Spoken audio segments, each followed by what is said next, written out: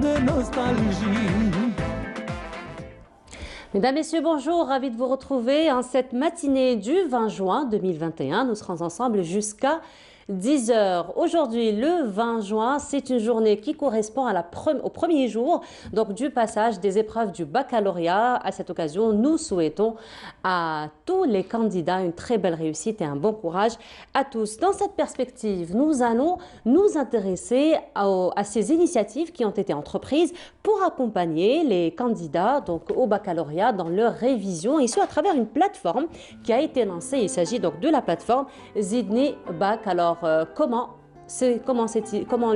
l'accompagnement s'est fait à travers cette plateforme, toujours dans le registre du baccalauréat. Vous savez, pour ce qui est des sujets, donc des examens, habituellement dans les langues, il y a toujours un texte, donc une étude de texte, un texte qui est accompagné par plusieurs questions. Ce sont des textes qui sont généralement écrits par de grands écrivains. Dans cette perspective, Ahmed Grega Hassan, dans sa rubrique, s'intéressera à l'une des personnalités, l'une des figures de la littérature contemporaine algérienne, à savoir Mouloud Ferraoun, lui d'ailleurs qu'on a eu à étudier à l'école, au lycée, et nous avons eu à étudier aussi ses textes lors des examens du baccalauréat. Un autre registre auquel nous allons nous intéresser aussi ce matin, il s'agit du patrimoine, particulièrement la broderie, puisque nous allons recevoir un jeune brodeur, donc lui qui est d'origine malienne, lui qui est brodeur, donc spécialisé dans la broderie africaine, qui s'est très vite imprégné et impressionné aussi par la broderie algérienne. Il a décidé donc de s'investir dans le patrimoine algérien. Nous allons nous intéresser aussi à un magazine qui a aujourd'hui, qui va bientôt fêter son 4e anniversaire. C'est un magazine qui revient à chaque fois sur les réalisations, donc de toutes les réalisations en Algérie dans plusieurs domaines. Aussi, Yazid Aït Mahiddin sera parmi nous ce matin par Skype cette fois-ci, puisqu'il n'est pas sur le plateau, lui qui va revenir, donc comme à l'accoutumée, à l'instant deep. Cette fois-ci, c'est la poésie, donc Omneros qu'il a choisi pour nous. Voilà pour le menu de ce matin. Alors, on vous rappelle que notre émission est sponsorisée par Coral Peinture, mais avant cela, les nouvelles du ciel en compagnie de Frial Chir.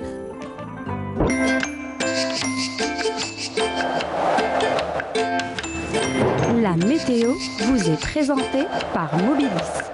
Mobilis, أينما كنتم.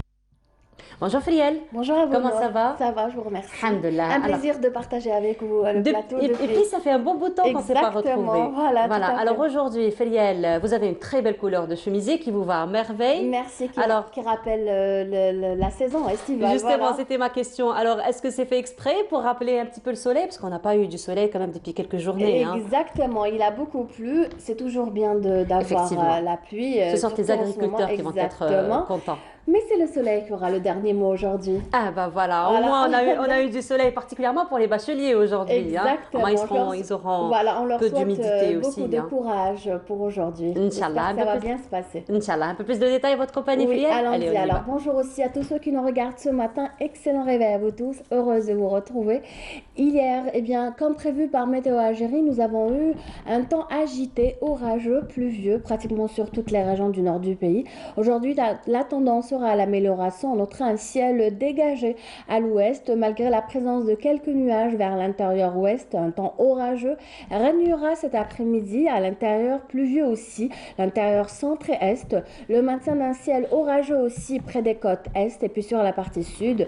Une activité orageuse est prévue du Nord Sahara jusqu'au sud des oasis. À noter des vents assez forts vers ces régions. À signaler des soulèvements de sable au sud-ouest, au Nord Sahara, avec des remontées de sable vers l'intérieur ouest, du sable aussi à partir de l'après-midi à l'extrême sud, le Sahara central. Ailleurs, le ciel sera dégagé. Les températures, les voici. Elles restent agréables, plutôt élevées à l'intérieur est, un maximum de 42 degrés cet après-midi pour Sétif, 28 à Tizi Ouzou, 27 à Alger, il fera 32 à Nabas Kikda, 35 Relizan Chlef, 28 Oran, 26 à Tlemcen sur la partie sud, un maximum de 47 degrés au au Sahara central, 45 l'extrême sud, 44 Hassim Saoud, Ledjellel, Ilizi, Gherdaya, 35 à Tindouf, 36 à Béchar et enfin 38 pour Tamanrasset et Janet. À présent, place ce matin à l'état de la mer. Pour cet après-midi, nous aurons une mer peu agitée avec des vents parfois assez forts qui varient entre 30 et 50 km/h à l'ouest comme vers le centre, entre 30 et 40 km/h près des côtes est. À présent, eh bien, place ce matin, place à l'Europe. Aujourd'hui, eh bien, en Europe, le soleil aura du mal à s'installer. Le temps sera gris pratiquement partout, voire même pluvieux. À Berlin, à Vienne, à Londres, à Paris. Un temps pluvieux aussi à Lisbonne. Du soleil avec des nuages assez denses parfois à Madrid et Rome. Côté température, 31 à Moscou, 24 à Istanbul, 26 à Vienne, 35 à Berlin, 20 à Londres, 26 à Paris, 22 à Madrid et enfin 22 aussi pour Lisbonne. On se quitte avec l'éphéméride d'aujourd'hui. Le soleil se couchera à 20h09.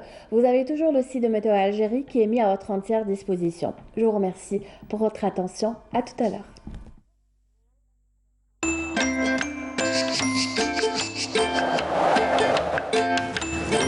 La météo vous est présentée par Mobilis.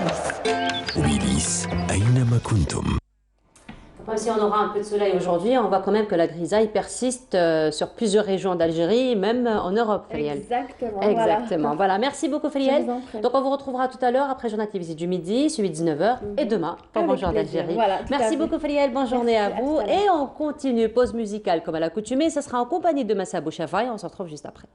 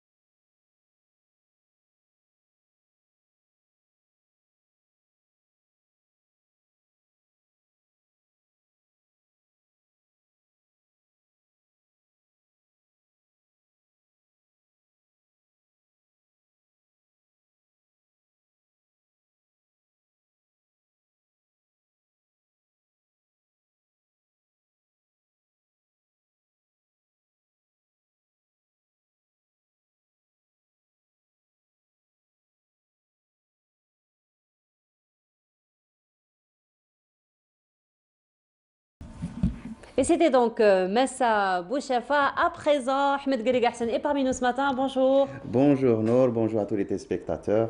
Comment ça va? Ça va, alhamdoulilah. Alhamdulillah. Alors aujourd'hui, c'est le premier jour du bac. Exactement. Donc Du voilà, et on souhaite tout le succès à tous les candidats. Rabbi yaounoum, Inch'Allah, Rabbi yqadderhom. Donc on prie pour eux, Inch'Allah, c'est dans la bonne voie, ils ont travaillé, ils se sont préparés. Effectivement. Donc c'est le moment de... Donc il ne faut pas paniquer, Surtout. il faut rester, il ne faut pas stresser, c'est le moment de cueillir ce qu'on a semé pendant toute l'année. Donc le petit conseil, si je me permets aux parents, c'est de bien les nourrir, de les faire dormir, qu'ils aillent en forme à leurs examens. Et puis, donc, si on termine un examen, on pense au suivant. Donc, il ne faut pas se Et surtout bloquer. demander aux parents de ne pas stresser les enfants parce que parfois ce Trop sont de les parents pression, qui c'est sont pas source bien. de stress. Exactement, voilà. On pense Donc, bien faire oui, et mais puis on a peur à leur parce que place, c'est normal. le stress, ça se transmet. Ça se La transmet, peur, ça se effectivement. transmet. Donc, eux, ils ont un magazine et des fois, ils ne savent pas comment faire sortir cette pression. Donc, ils tombent dans les pommes. Il y a des gens. Oui, Rabbi effectivement. yaounoum, Inch'Allah, Rabbi Rabbi yaounoum, yaqadderhom, Rabbi Inch'Allah. ynjahham, Inch'Allah. Alors, ce matin, alors on sait que durant les examens du bac, donc particulièrement dans les épreuves des langues, donc langue arabe, langue française généralement, on donne donc des textes à étudier. Exactement. Et ce sont des textes généralement de grands noms qu'on a Voilà, d'ailleurs exactement. étudiés, hein, Exactement. peut-être pas l'année du bac, mais durant le cursus scolaire généralement. Et aujourd'hui, vous avez choisi de parler donc, de l'une de ces figures Voilà, de la exactement. littérature algérienne. Donc, il fallait choisir quelqu'un et bien sûr, comme à chaque fois, c'est le nom s'est imposé. Donc, Oui. tout simplement, donc c'était Mouloud Faraoun, c'est un peu la suggestion de Amal, mais c'est aussi le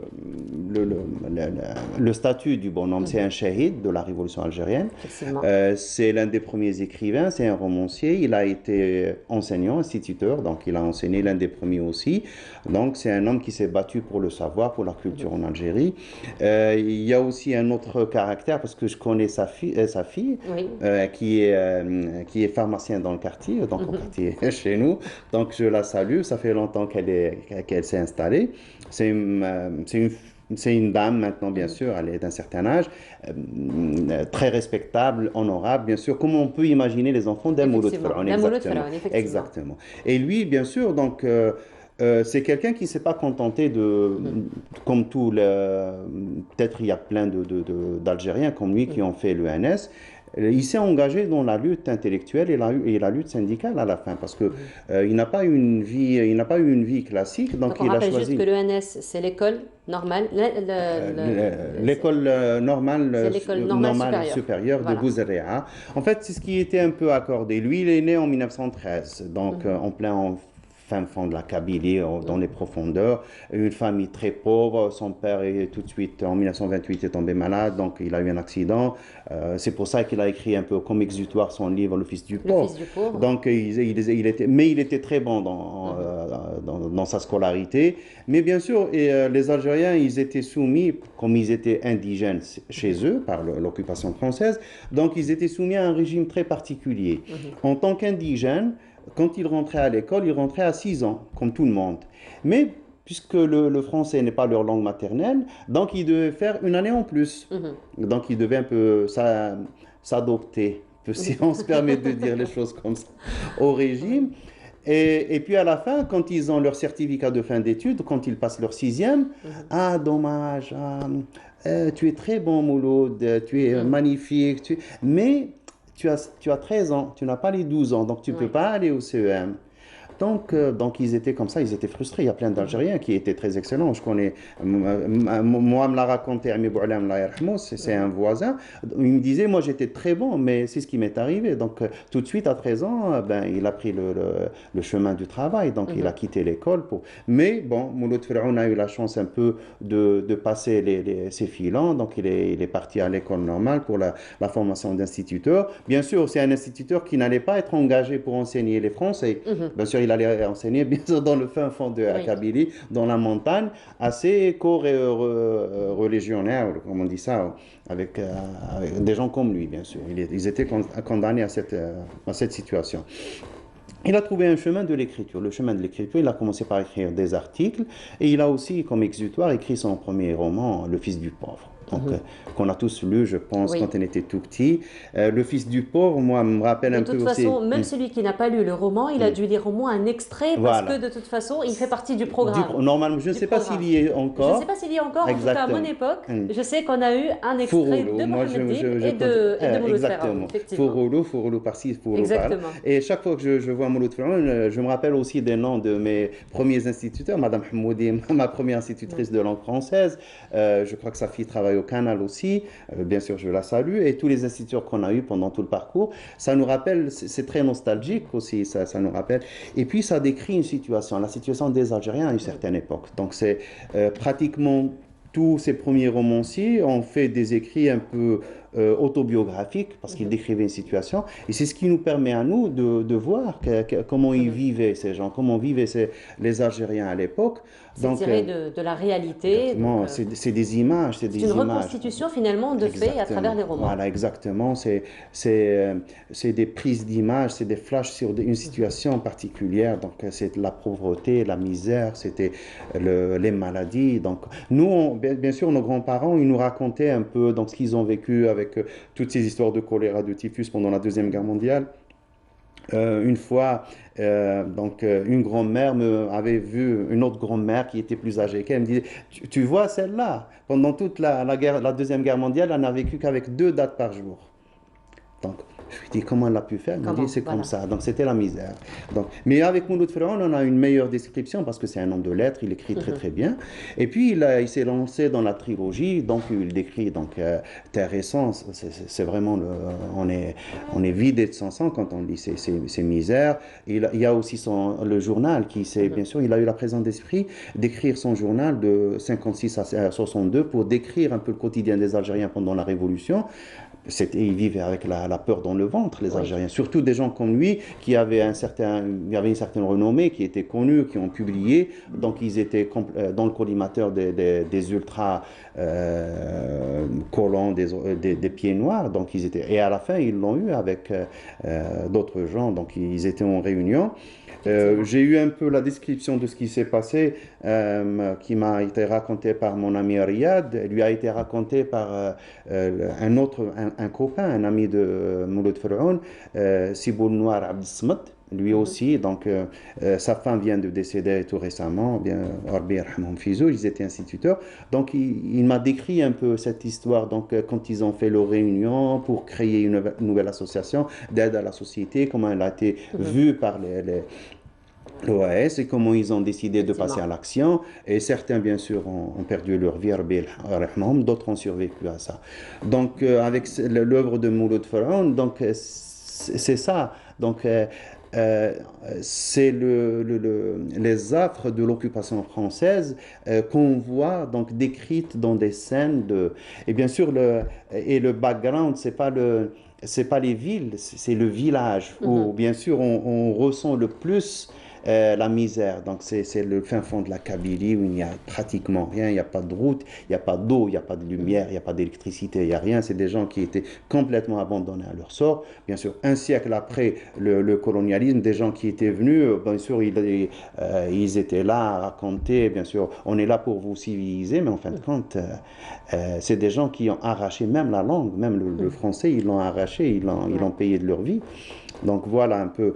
C'est un peu la philosophie du colonialisme. Voilà, exactement. Façon, hein. Oui. C'est toujours comme ça. On vient pour apporter la civilisation, mais en réalité, c'est tout à fait le contraire. Voilà. C'est tout sauf apporter de la civilisation. Exactement. Parce qu'il faut dire que l'Algérie, avant la colonisation, c'était quand même un État très civilisé. Bien sûr. Rien qu'Alger, on comptait plus de 200 écoles. Hein. Il y avait des centaines d'écoles dans toute l'Algérie. Bien sûr, on était un peu à la marge de ce qui se passait en termes de développement technologique, donc de toutes les techniques qui étaient inventées entre le 17e et le 18e. C'est que le monde musulman il s'est décroché de toutes ces avancées. Bien sûr, on est resté un peu, mais n'empêche que il y a même l'un des premiers généraux, donc il disait que là où on allait, on trouvait même les femmes savaient lire et écrire. alors que le meilleur des soldats qui était venu pour soi-disant civiliser ces gens ne savait ni lire ni écrire. Donc c'est des analphabètes. Et pour coloniser, ils ont ramené des gens, ils leur faisaient choisir entre la galère ou l'Algérie. Donc l'Algérie, ils venaient, donc ils leur ont même ramené les, excusez-moi pour le terme, c'est les filles de mauvaise réputation, disons-le comme ça. Donc ils les ont mariées, on leur a donné des fermes, on leur a donné des terres, et c'était ça les premiers colons. J'ai même rencontré une fois, je me permets de le dire, une petite fille, donc son grand-père était pied noir. Donc elle me disait, oui, mes grands-parents sont partis en 62 d'Algérie, ils ont tout perdu.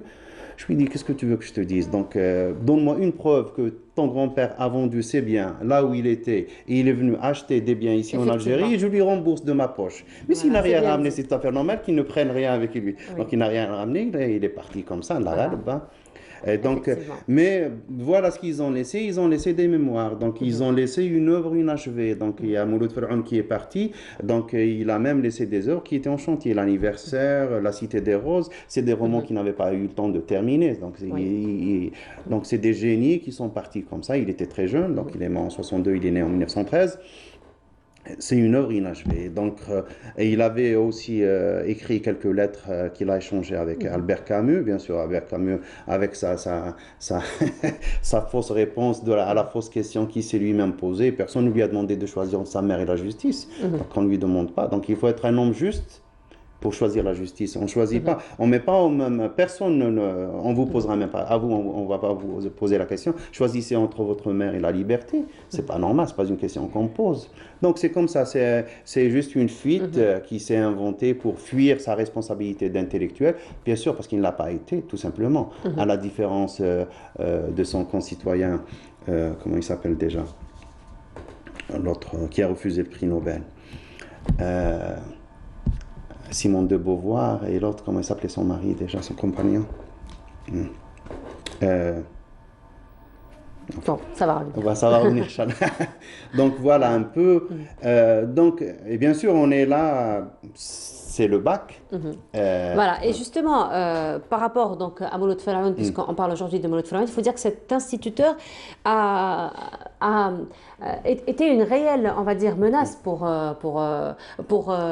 l'OAS, donc l'organisation secrète, l'organisation armée secrète. Il était une véritable menace parce que il faut dire qu'il y avait une partie des Français qui ne croyaient pas à l'indépendance de l'Algérie, qui refusaient l'indépendance de l'Algérie. C'est ce qui a fait qu'il a été assassiné d'ailleurs par l'OAS, à côté de d'autres instituteurs français aussi, qui étaient pour la cause de l'Algérie. Les hommes justes et les femmes justes. Donc dernièrement, on vient de perdre Annie Steiner aussi, Albert. Oui, effectivement. Elle est morte tout récemment. Ça, c'est des hommes et des femmes justes qui ont choisi, en leur âme et conscience. Ils ont vu une réalité qu'ils ont décriée, ils ont lutté contre cette condition inhumaine à laquelle Annie Steiner, d'ailleurs, on retient d'elle que lorsque le FLN lui a posé la question, lui a dit à quel point vous êtes prête de vous engager pour la FLN, elle a dit je m'engage totalement. Totalement, exactement. Voilà. Donc c'est des hommes et des femmes justes qui ont fait le choix, un choix de conscience. Donc il y a beaucoup de personnes comme ça, mais c'est des initiatives, c'est des prises de position personnelles parce qu'ils avaient une conscience vive, ils avaient une conscience vivante, donc ils voyaient un peu autour d'eux. Les autres qui étaient dans leur confort, donc, et puis ils sont habitués à cette animalisation de l'Algérien parce que aux yeux de tous les pieds noirs, l'Algérien n'était qu'un animal. C'est comme ça qu'il leur facilitait un peu. On ne dit pas un activiste FLN, on dit un terroriste abattu. Et quand il s'agit bien sûr d'un Français, on dit qu'il a été assassiné parce qu'un abattu, on abat un animal et on assassine un être humain. Donc c'est ça, même le jeu des langages. Le jeu de langage. Il y a même des historiens qui actuellement qui ont une certaine renommée, ils utilisent le même langage, ils utilisent le même vocabulaire en disant oui, vous m'excusez, mais je suis obligé d'utiliser les termes de l'époque. Mais à l'époque, l'Algérien, bien sûr, il était indigène à l'époque, mais le français était un gaouré. Donc il faut appeler il faut utiliser le même langage. Le même langage, effectivement. Des deux côtés. Donc voilà, mais Mouloud Ferhoun et d'autres, les premiers romanciers, il y a aussi Choukri Khouja dont on a parlé, il y a Abdelkader Hadj Hammoui. Donc ils essayaient de décrire une certaine situation. Il y a surtout l'œuvre de Mohamed Dib aussi, La Grande Maison, qui décrit la situation. L'Aïné, donc a fait pleurer plus d'un en Algérie. Donc on se souvient même le rôle très bien joué par... De toute façon, c'est un film qui fait toujours pleurer. Bien sûr. sûr, de toute exactement. façon, Quand on voit la dame l'émotion, qui est elle en y est charge toujours. d'une famille, oh là là, c'est extraordinaire. Et c'est ça le rôle de ces romanciers, de ces écrivains. Donc, c'est ils prennent des photos, des prises de photos d'une situation, et quand on revient un siècle après, on voit la scène, on voit directement la scène, on peut l'imaginer. On peut l'imaginer, On peut tellement l'imaginer, bien décrite. exactement, et on se dit, mon Dieu, quelle aurait été ma vie si j'avais vécu à l'époque, moi? Est-ce que, Effectivement.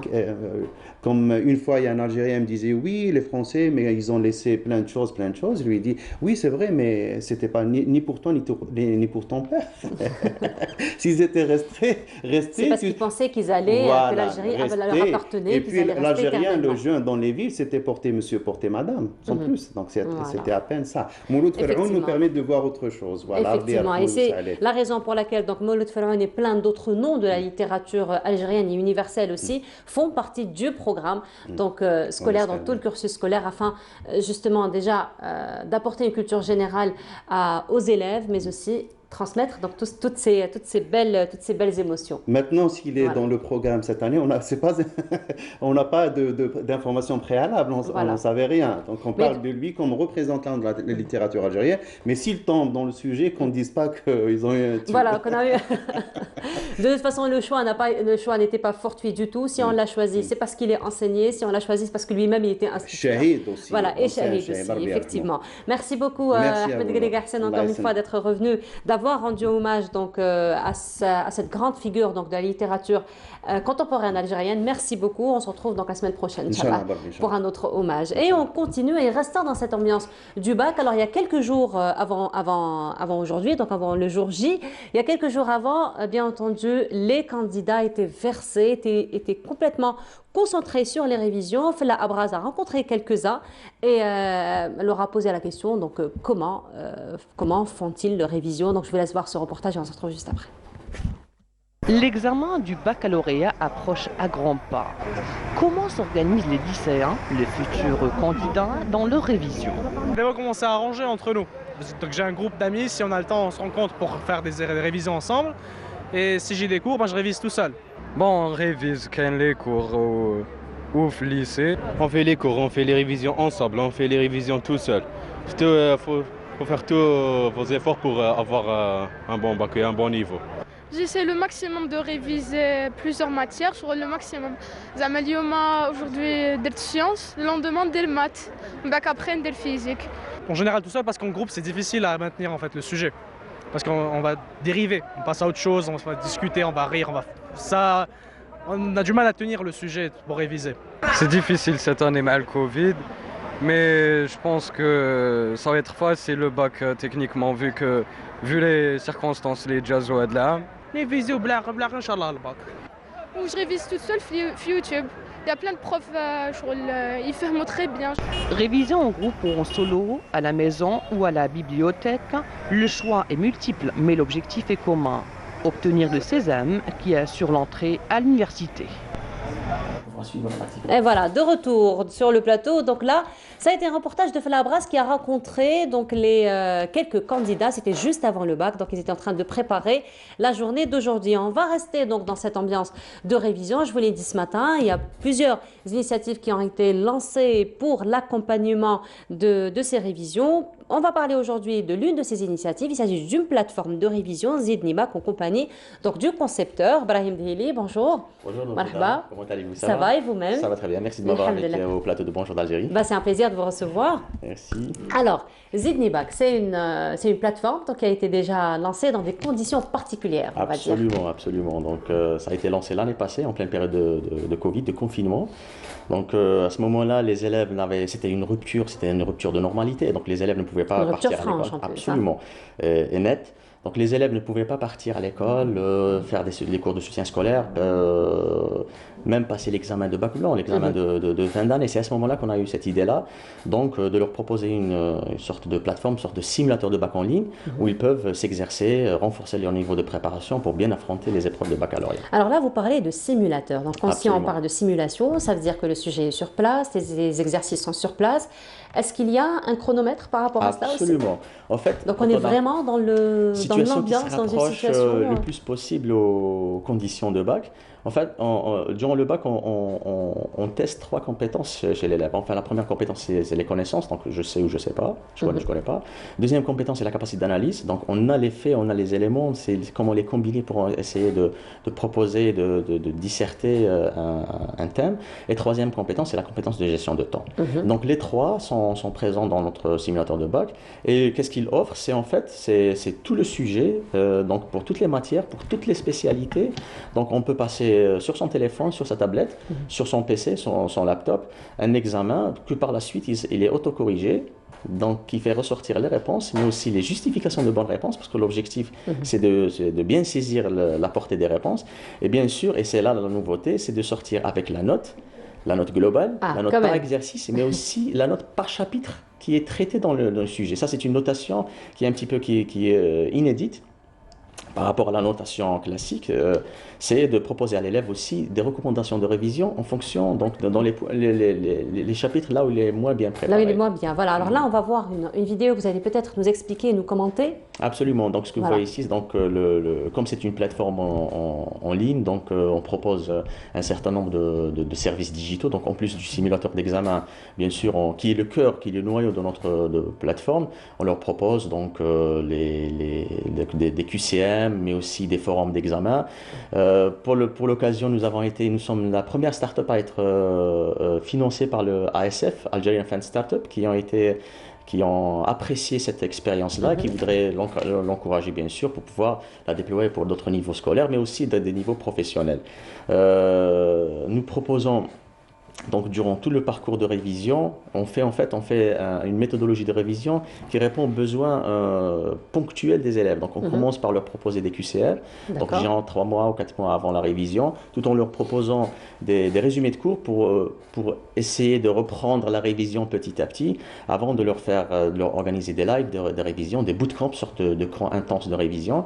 Par exemple, cette année-là, c'était comme le mois du carême, c'était vraiment dans la période de révision. Du coup, on organisait ce qu'on Ramadan Zidni, c'est-à-dire que on faisait des cours le soir, bien après que la fille ait aidé sa maman et que le garçon est revenu de la prière de Tarawih. On l'organise généralement de 9h30 jusqu'à minuit, des cours intenses pour reprendre, avant bien sûr de leur proposer les parties simulation, la partie bac en ligne, des sujets, on partage des sujets, le corriger l'après-midi, et aussi des lives pour expliquer les techniques de réponse. Très bien, alors là, je vois que c'est un travail quand même assez lourd en matière de préparation. Pour ce qui est par exemple des cours en ligne, pour ce qui est aussi des sujets, donc ce sont des exercices qui sont préparés à l'avance, qui sont étudiés, j'imagine, qui sont préparés par des professionnels de l'enseignement. Absolument. Donc c'est toute une équipe. Zidni aussi, donc sa dimension humaine, c'est près de 16 enseignants. Donc pour un peu plus, parce qu'on prend généralement un enseignant par matière, 2 enseignants par matière, pour histoire de faire aussi la review, la review des sujets, parce qu'un enseignant qui prépare le sujet, il y a un deuxième enseignant qui fait aussi la vérification de la qualité du sujet. Aussi, nous avons des conseillers pédagogiques, nous avons aussi des opérateurs qui font la saisie, donc qui portent le contenu des sujets là à cette plateforme, en plus bien sûr de personnes qui gèrent la communauté en ligne, parce que nous avons une page Facebook et un groupe Facebook qui compte un peu plus de 32 000 membres. C'est là où on leur propose beaucoup d'exercices, beaucoup de révisions, beaucoup de services digitaux aussi. Très bien. Alors pour ce qui est de l'autocorrection, pour ce qui est de la correction, pour ce qui est des suivis, donc c'est aussi le staff qui s'en occupe, ou c'est tout est digital? En fait, ça c'est l'algorithme de Zidni qui autocorrige automatiquement la réponse, puisque la réponse, en fait, on éclate le sujet sous forme de questions à plusieurs choix, et on invite l'élève, justement, on essaie d'élever un petit peu le niveau des questions, des niveaux un petit peu difficiles, difficulté moyenne à très difficile. Pourquoi? Pour essayer, vous savez, c'est comme dans le boxe, donc on invite quelqu'un toujours à protéger le point le plus faible dans son angle mort. Et ben on les invite à faire des erreurs, à leur donner plusieurs choix très nuancés pour que par la suite on leur propose, donc c'est l'algorithme qui propose donc automatiquement les réponses, mais aussi la justification de bonnes réponses. Effectivement, donc c'est derrière, bien sûr, c'est des développeurs aussi, il y a une équipe de développement qui est derrière aussi cette partie-là. Alors, pour ce qui est donc des on va dire, des candidats qui fréquentent un petit peu et qui profitent aussi des services que vous proposez à travers cette plateforme. Alors, j'imagine que ce sont des comptes qui sont ouverts, mais il faut dire qu'ils sont très intelligents, les enfants d'aujourd'hui. Hein. Donc, parfois, pour avancer un petit peu, il se pourrait qu'il y ait un candidat ou un élève qui pourrait utiliser le compte d'un autre. Alors, est-ce que ça peut se faire? Est-ce qu'il y a des algorithmes par rapport à cela, donc ils peuvent détecter très vite la différence de niveau? En fait, ce qu'on a comme service supplémentaire par rapport à la plateforme pour inviter donc, les élèves à ne pas partager. Bien sûr, il y a un système antifraude, mais en plus de ces services-là, on leur propose une sorte de scoreboard, c'est-à-dire un tableau de bord qui reprend les notes, l'historique des notes, pour chaque matière, mais aussi le score de chaque chapitre qui a été examiné. Et une fois qu'on passe l'ensemble des examens, il nous propose la moyenne générale du bac. Et généralement, donc déjà rien que cette barrière-là invite les élèves à ne pas partager parce qu'ils aimeraient bien garder ces scores à eux, parce que sinon ça va biaiser tout le scoreboard. Mais après, bien sûr, il y a des systèmes antifraude pour éviter à ce que l'utilisation d'un compte soit utilisée par plusieurs personnes. Voilà. Une fois que c'est verrouillé avec une adresse IP, il ne peut pas l'utiliser ailleurs. Voilà. Très bien. Alors, donc c'est une plateforme qui existe déjà depuis l'année dernière. Donc, c'était en plein confinement que vous avez lancé cette initiative. Quel est l'engouement aujourd'hui donc des candidats par rapport à cette offre? On a été qui sont très digitalisés, agréablement étonnés parce que à la fois, en fait, on avait un paradoxe ici en Algérie où tout le monde utilisait ses smartphones, mais utiliser les services digitaux n'était pas vraiment monnaie courante. On pourrait dire que c'était grâce au Covid, malheureusement, c'était grâce au Covid où les gens... On a du mal à le dire, mais bon, absolument. Il faut dire qu'il y a beaucoup d'avantages quelque part. Oui. En fait, ce qu'on dit tout souvent, c'est que c'est dans la course de vélo, ça se gagne en montée, pas en descente. C'est dans le col qu'on fait l'échappée. Et c'est dans les moments difficiles comme le Covid où il y a vraiment des opportunités pour même revoir ses habitudes. Le homeschooling, par exemple, la scolarité à domicile a été encouragé, grandement accéléré l'année passée, là où les élèves, vu qu'ils étaient forcés à rester chez eux, donc ils ont découvert le bon côté de la scolarité via les téléphones, via les smartphones, via les tablettes. Et cet engouement-là, on l'avait constaté très peu début de l'année passée, et puis petit à petit, donc l'été passé, ça a repris de plus belle, parce que l'été passé, il y avait optionnel, pas optionnel le bac. Voilà. Donc une fois que c'est devenu obligatoire, les gens étaient sûrs avaient cette certitude-là du passage de bac, ils ont repris cet engouement pour le bac. Cette année-là, c'est un constat très confirmé, là où les parents, les élèves, mais aussi on voit que les jeunes, voire les moins jeunes, s'intéressent aux cours en ligne maintenant. Ah ben voilà. Alors, c'est une plateforme qui est destinée aux candidats du bac. Alors, on sait que le bac, c'est pas la seule épreuve que les écoliers, que les écoliers passent. Il y a aussi l'examen de 5e année, l'examen aussi du brevet. Alors, est-ce qu'il y a un projet dans ce sens pour aussi permettre les autres niveaux, on va dire, et puis pas spécialement des classes d'examen, même les autres classes, tous les chemins mènent vers le bac. Hein. Donc autant commencer la préparation dès qu'on met les pieds dans le lycée, voire bien avant. Et c'est très important parce que ça donne, en fait, notre philosophie, c'est de ne pas justifier un crédit horaire, un certain nombre de jours dans le lycée ou au C1 pour pouvoir obtenir un bac. C'est en fait maîtriser un certain nombre de rubriques essentielles, de chapitres essentiels pour pouvoir justifier son passage au lycée ou à l'université. Et puis on est d'accord que le bac se prépare tout au long du cursus scolaire. C'est pas la dernière année qu'on va se préparer. Absolument. Mais pour l'année prochaine, Inch'Allah, on compte entamer déjà pour les candidats au bac réguliers ou candidats libres, on compte commencer fin du mois d'août, donc avec la session de révision pour reprendre les cours de l'année d'avant, avant d'entamer le premier trimestre, et aussi peut-être sérieusement commencer la première année, deuxième année aussi, pour qu'ils puissent s'adapter à cette façon de réviser, donc le homeschooling, donc être autonome dans la révision, dans l'auto-évaluation de leur niveau de préparation aux examens et au bac. Alors là, ça va demander encore, j'ai envie de dire, une richesse humaine plus importante. Absolument. Donc déjà, nous avons, sur le plan financier, l'année passée, nous avons fait une première levée de fonds avec les Love Money. Cette année-là, on avait fait une deuxième levée de fonds avec l'ASF, donc qui est rentré dans le capital. Donc Zidni, une partie de son fonds, c'est des institutions publiques, pour pouvoir justifier ces investissements à la fois humains, mais aussi des investissements en termes de développement de la plateforme, de sécurisation de la plateforme et de performance de la plateforme pour pouvoir répondre aux besoins besoins des élèves. Mais sinon, toutes les matières au niveau du bac sont Absolument, proposées? toutes les matières et toutes les spécialités. Voilà, toutes les matières et toutes les spécialités, parce qu'il y en a plusieurs, effectivement. Par exemple, pour le sujet des maths, on propose pour chaque matière au moins 5 sujets. Enfin, nous avons 5 sujets parce qu'il y a 5 spécialités. Et pour chaque spécialité, plusieurs sujets sur lesquels ils peuvent s'exercer. Et sinon, en ce qui concerne les cours, donc vous ne faites pas que les sujets, mais il y a aussi des cours. Absolument. Alors, ce sont des cours en ligne, donc ça va être l'interactivité avec l'enseignant, ou ça va être donc des vidéos, des documents qui peuvent télécharger. Le plus important, en fait, il y a beaucoup de contenu à l'extérieur. Donc, pour ce contenu-là, il y a beaucoup de contenu pertinent aussi. C'est pour ça qu'on a mis à leur disposition une bonne bibliothèque en ligne. Donc, déjà qu'ils peuvent consulter, qui est triée, classée par chapitre de cours. Donc, soit ils peuvent choisir donc les mémos vocaux, soit les vidéos, soit les supports à lire. Mais pour la partie qu'on a sur nous-mêmes, c'est des lives. C'est pas des faux lives parce que généralement il n'y a pas d'interactivité parce que les élèves sont à la recherche d'activité, d'interactivité pardon. Ils cherchent à être toujours en contact avec l'enseignant, lui poser des questions. Et du coup on organise des sessions interactives sous forme de l'enseignant pose des questions, l'élève répond, ou l'inverse, l'élève pose des questions et l'enseignant répond. Et on a vu que c'était très prisé par les élèves. Voilà, comme on le dit si bien absolument. Et on propose ça donc Zidni, c'est un abonnement payant, mais on le propose à des prix vraiment très symboliques. Donc l'abonnement, c'est à 2000 dinars. Mais malgré cela, donc au niveau des réseaux sociaux, on propose beaucoup de services, dont l'organisation des bacs blancs, beaucoup de documentaires, beaucoup d'exercices corrigés, beaucoup de lives aussi, beaucoup de bootcamps de révision. Et tout cela pour essayer de les stimuler, de faire en sorte que le taux de réussite... Parce que notre philosophie, ce n'est pas de réussir le bac, c'est comment avoir le maximum de notes lors du bac, parce que chaque note peut décider de son destin. Effectivement, effectivement, c'est le passeport. Hein. Absolument. C'est le passeport. Voilà. Merci beaucoup d'avoir été parmi nous ce matin. Un dernier mot invité. peut-être avant de se quitter? Je souhaiterais beaucoup de courage pour les candidats au bac. Maintenant, le conseil, je voudrais peut-être donner 2-3 conseils pour les examens. Chaque examen passé, c'est du passé, il ne faudrait pas revenir dessus. Faire attention. Il ne faut surtout pas poser de questions. Surtout pas les parents aussi. Surtout pas les parents, poser des questions. Aussi faire très attention à leur sommeil et prendre une bouteille d'eau parce que parfois quand on a stress, une gorgée d'eau peut faire la différence. Voilà. C'est très important.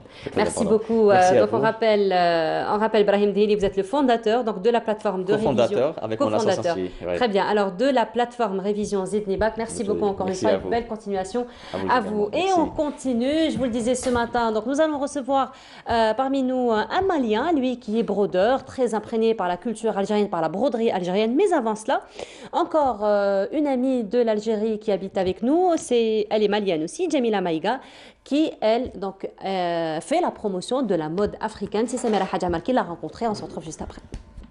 Coup de cœur pour Jamila Maïga, une créatrice de mode, mais pas n'importe laquelle, avec du wax, tissu africain, l'origine indonésienne, exporté par des Hollandais au 19e siècle.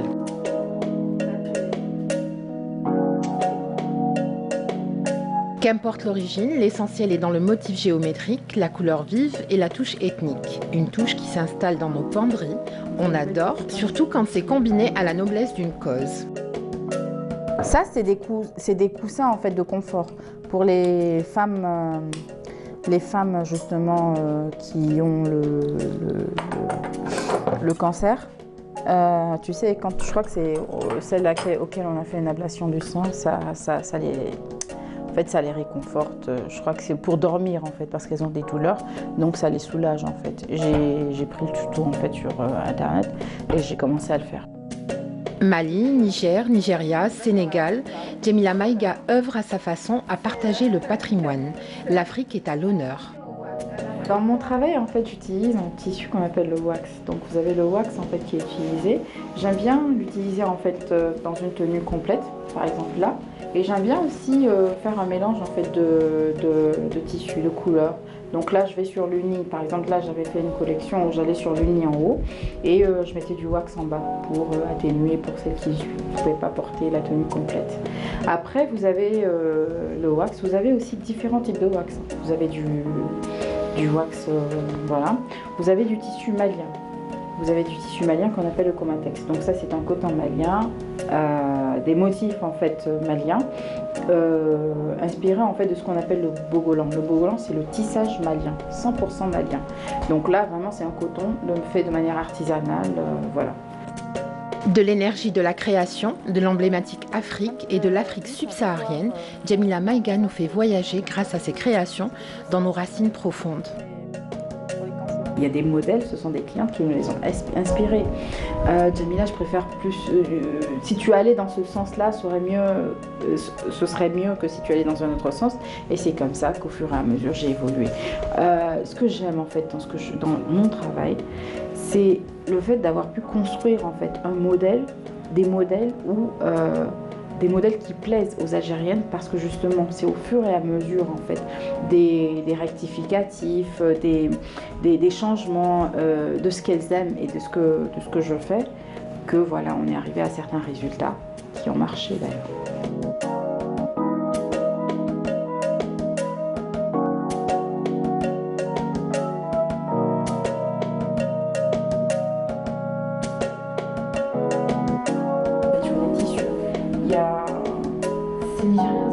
Ça c'est malien. Ça c'est malien. Donc ça c'est un tissu malien. Donc, du coup voilà. Je suis pas à 100% forain. Vous n'êtes pas à 100%? Je comprends pas 100% bien sûr.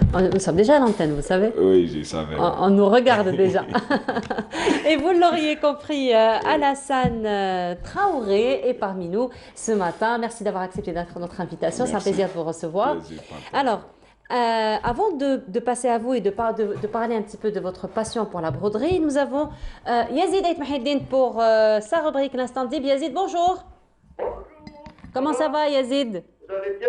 Ça va, et vous-même, comment ça se passe? Oui. Comment ça va? Ça va très bien, Yazid. Ça va et vous? J'étais vraiment marqué par vos modèles. Hein. Merci beaucoup, merci. Ah, ils sont magnifiques. Il ne faut pas vendre... La pointe pescade. Oui. Et vous voulez du bon modèle, voilà. Oui, merci beaucoup, merci.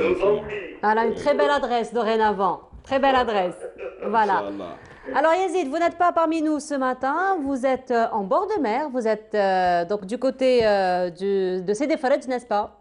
Absolument, je suis du côté de Sidi Fred, côté centre de thanatothérapie. Effectivement. Et aujourd'hui, donc, vous avez, comme à l'accoutumée, insisté pour parler de cette grande figure de la littérature algérienne, à savoir Mohamed Dib, à travers votre rubrique L'Instant Dib. Cette fois-ci, c'est à la poésie omnéros, à laquelle on s'intéresse.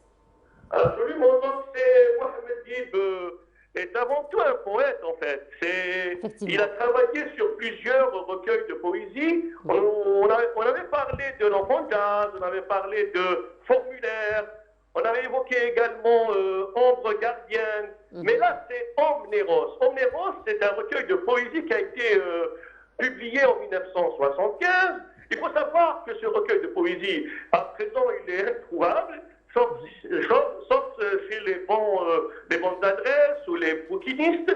Donc c'est un appel pour qu'il soit encore réédité. Et ce recueil de poèmes est un hymne à l'amour, est un hymne à la femme aimée. C'est un recueil de poésie où la mythologie grecque est omniprésente. On trouve Eros et Thanatos dans ce livre, un combat épique. On voit également que Mohamed Dib, dans ce recueil de poésie, a travaillé sur les éléments de la vie. L'eau, la terre, l'air et le feu. Les éléments qu'on retrouve pratiquement dans tous ces écrits. C'est un hymne à la femme aimée et c'est un hymne à cette volupté de la vie.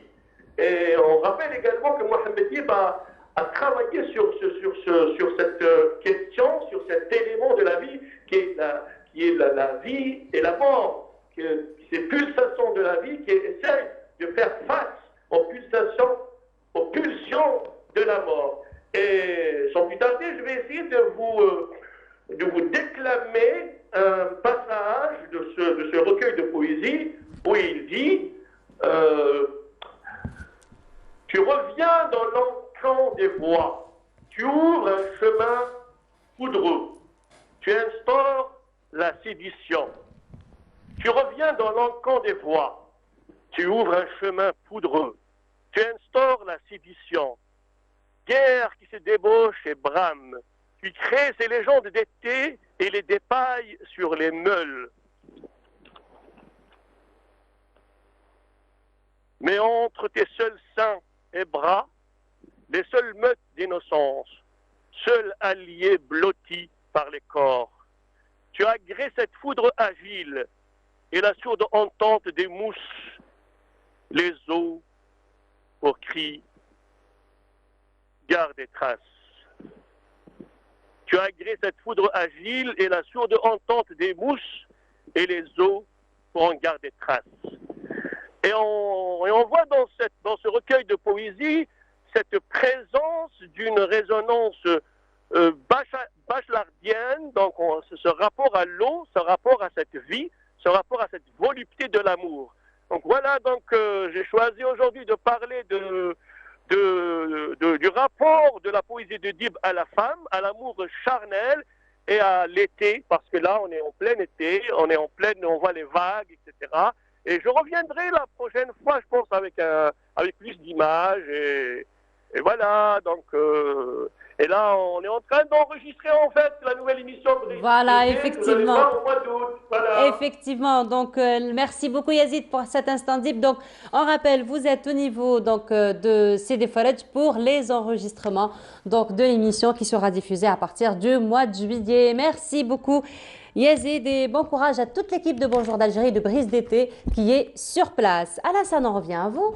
Donc on disait, vous êtes brodeur, vous venez du Mali. Oui. Alors avant de parler un petit peu de tout ce que vous faites, on va parler de votre passion pour la broderie. Donc comment vous avez commencé la broderie? Bon, j'ai commencé la broderie au Mali, ça fait très très longtemps, bien sûr. Depuis que j'étais petit, quand même, il y a des souffrances, il y avait des souffrances trop au niveau de la famille, donc j'ai refusé des études. Donc j'ai dit pourquoi pas faire un métier, bien sûr. Donc j'ai commencé à le faire et puis je pense que je fais 6 ans pour l'apprendre. C'est pas une seule machine, je connais presque 3 qualités de machines. Quand même. Donc, oui. Vous êtes bien investi dans la broderie. Oui, je connais. C'était de la broderie africaine que vous faisiez? Oui, je faisais les broderies africaines. Bon, arrivé en Algérie, ce ne sont pas les mêmes travaux, bien sûr. Il y a une petite différence, bien sûr, parce que les cultures sont différentes, quoi. Les cultures sont différentes, voilà. Mais elles se complètent. Voilà. Donc, elles sont différentes, mais elles se complètent. Elles se complètent, voilà. Oui, c'est ça. Donc, à Soustara, ici, j'étais à Soustara. C'est là-bas que je me suis amélioré au niveau pour le travail des Algériens, bien sûr. Alors, Alassane, oui. C'est dans le Kalakou que vous avez versé. Hein? Oui, oui. Alors, on va montrer votre travail qui est tout juste merveilleux, qui est tout juste très joli. Donc, vraiment, le Kalakou est parmi les tenues traditionnelles, on va dire, les plus difficiles à réaliser. Il faut dire que les Algériennes sont très exigeantes en matière de Kalakou. Oui. Et pourtant, vous faites de très très belles choses. Merci alors, comment votre choix donc a versé sur le Kalakou? Pourquoi le Kalakou? Bon, c'est pas juste les Kalakou que j'ai fait. J'ai fait des kaftans, des gandoura, j'ai fait plusieurs choses. Tout ce que le passé plat peut faire. C'est lourd, hein? Oui, avec le perlage, c'est lourd. Voilà. Avec le perlage, c'est lourd. Bon, je fais tout. Les kerakou, les kaftans, les gandoura, je fais tout, bien sûr. Mais j'avais ces 2 kerakou qui sont toutes finies. C'est pour ça que je l'ai amené avec moi, alors. Alors, donc, le travail de la broderie que vous avez fait, donc, est-ce qu'il y a des similitudes entre la broderie que vous faites pour le Kalakou, la broderie algérienne, et la broderie africaine? Est-ce que ça se ressemble un petit peu? C'est complètement différent? Bon, c'est complètement différent, je peux dire, parce que chez nous, au Mali, on n'utilise pas les charas. C'est rare qu'on utilise les charas. C'est sûr, on l'utilise, bon... La culture malienne, ça se ressemble un peu les Kabyles ici. D'accord. Un peu les Kabyles, bien sûr, parce que chez nous, on utilise le fil que les charas, bien sûr.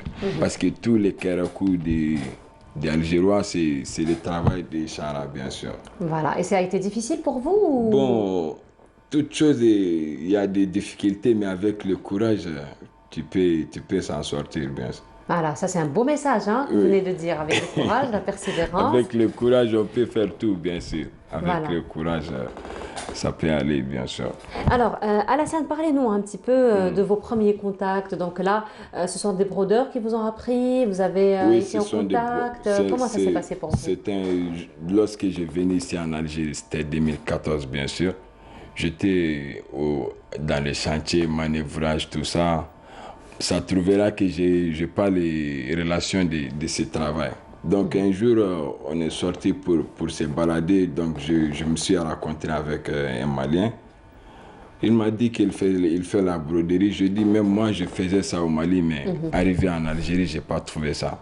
Donc il m'a dit, bon, chez eux, il n'y a pas de place. Il a commencé de me passer les contacts jusqu'à je me suis arrivé un bon monsieur qui s'appelle Hassan, bien sûr. C'est un Algérien, Alassane Bakadi.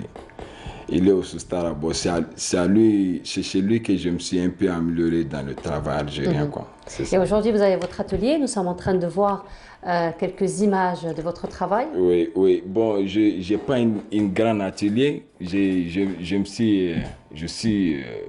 prends une location, bien sûr. Je travaille chez moi. Ce n'est pas une grande chose, ce n'est que le début de commencement. Parce que je voulais ouvrir... Et avec le courage, encore une fois, Alassane, bien sûr, avec le courage, on va y arriver, Inch'Allah. Parce que je voulais travailler moi seul. J'ai acheté la machine pour installer à la maison. Bon, 2 semaines après, le Covid est venu. Donc, tout est gâté, bien sûr. Mais je ne baisse pas les bras quand même. Je vais toujours foncer pour arriver, Inch'Allah. Inch'Allah. Alors, j'imagine que vous êtes en contact avec des clientes algériennes qui viennent vous commander des tenues. Oui. Alors, ça se passe comment? Elles sont exigeantes. Hein? Je parle de moi-même. C'est vrai que... Non, tu sais, les clientes, il faut l'écouter. Parce que sans toi, tu n'es rien. Sans les clientes, je m'assois pour attendre les clients. Donc, s'ils ont venu, même s'ils sont exigeants, ils sont comment... Je suis obligé de l'accepter, quoi. Je ne sais pas si vous me comprenez bien. Parfaitement. Oui, je suis accepté, je suis obligé de les accepter. Bon, j'ai des clients, la majorité de mes clients, ce sont des couturières et des modélistes.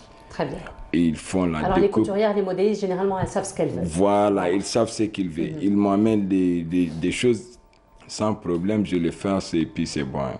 Parce que si j'ai un client qui n'a pas couturière ou modéliste, je le propose une Algérienne, parce qu'avec les modélistes que je travaille, comme ça ils vont passer par là-bas, après ils viennent chez moi, comme ça je n'ai pas de problème, bien sûr. Oui, parce que moi je ne fais pas les découpes de Kérakou, je fais que les chara. Pour les perleuses aussi, j'ai une femme algérienne qui est à côté de moi. C'est elle qui fait la perlage. Donc c'est un travail d'équipe. Oui, c'est un travail d'équipe. Tout le travail de Kérakou, c'est un travail d'équipe. Oui.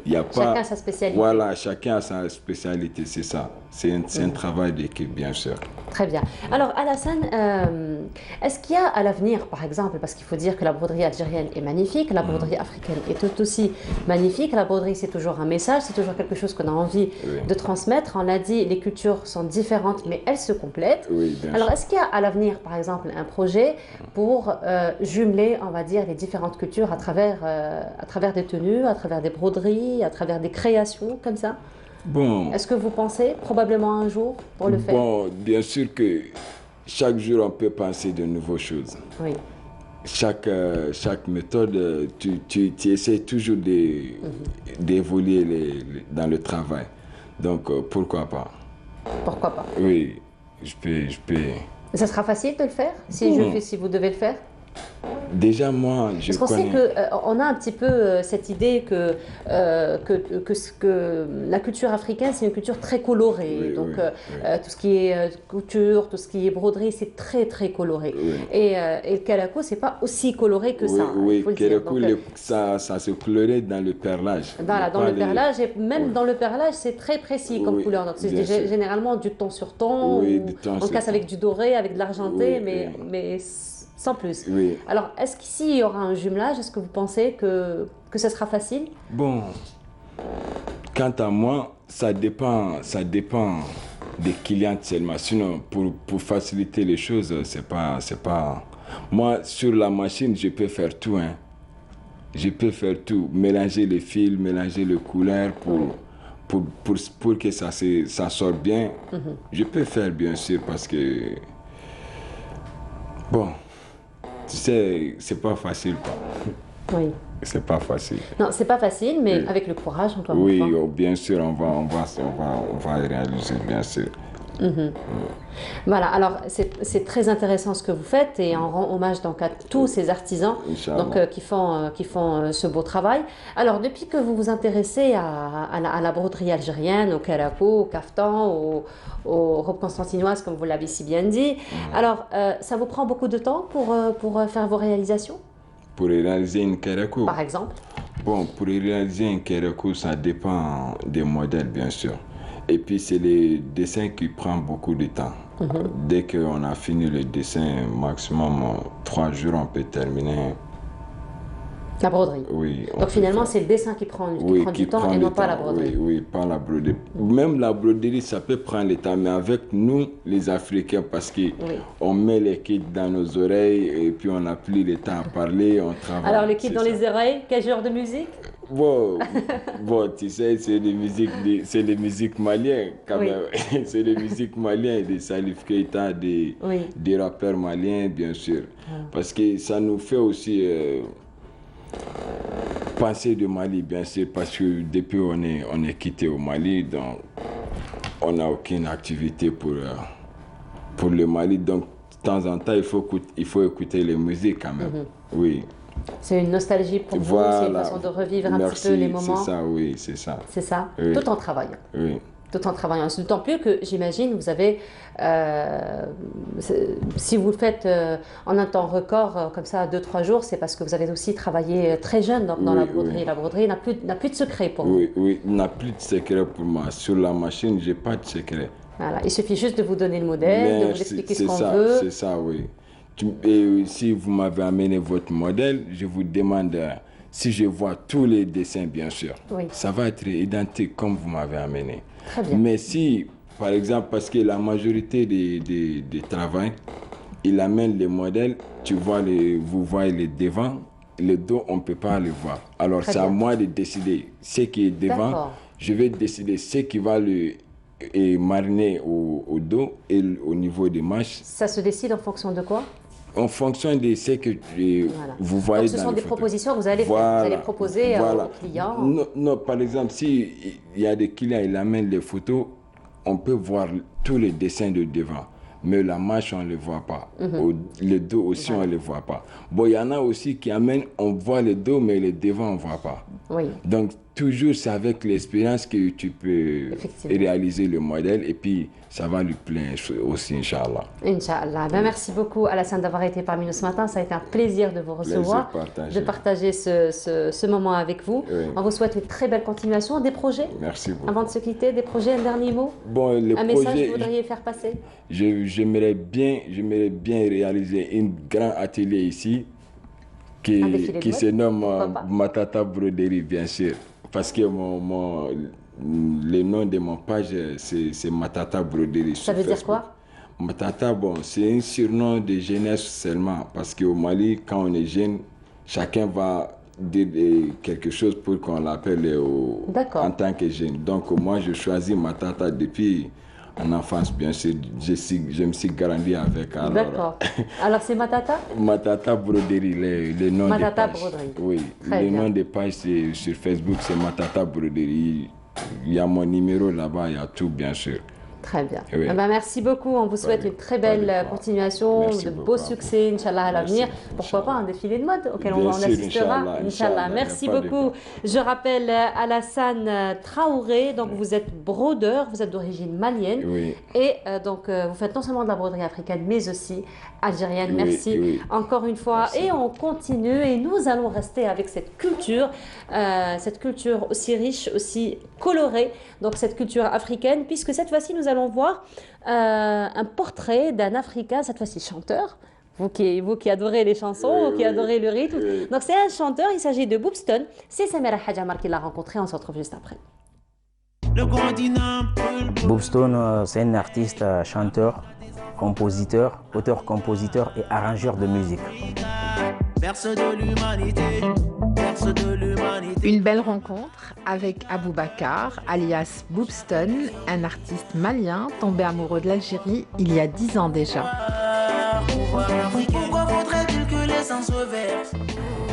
J'étais de passage de la Libye, je devrais rentrer au Mali. Et du coup, j'ai pris goût de la ville de Tamaracet et je suis resté. Un coup de cœur. Un coup de cœur, oui. À la base, j'avais commencé, comme je suis électricien de bâtiment et maintenancier en informatique. Donc, j'ai commencé à grouiller comme tout un jeune aventurier. Je travaille dans les chantiers, le peu que je gagne. J'essaie de couvrir ma maman, ma pauvre maman et ma petite famille. Et du coup, je travaille aussi dans les cérémonies de mariage pour des couvertures filmées et les prises de photos.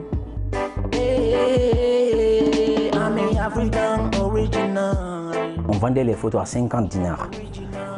50 dinars dans les cérémonies de mariage. Souvent, je pouvais me retrouver à 3000 dinars quand je fais la cérémonie pour les photos. Et c'est dans ça que j'ai pu économiser pour construire ce que je suis aujourd'hui. C'est-à-dire ma petite vie. Et comme j'ai de la passion pour la musique, je me suis dit, mais pourquoi ne pas investir le peu que je gagne dans les matériels pour pouvoir m'imposer dans le milieu de la musique. Boobston, c'est un peu de rap, du raga et beaucoup d'afro-pop, mais c'est aussi un maximum de romantisme.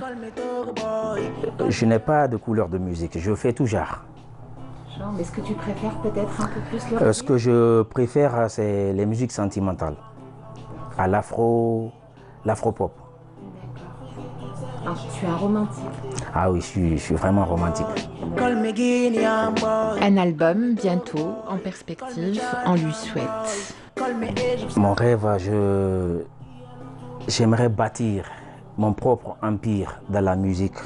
L'album, c'est le Love Story. On parle de l'amour, on parle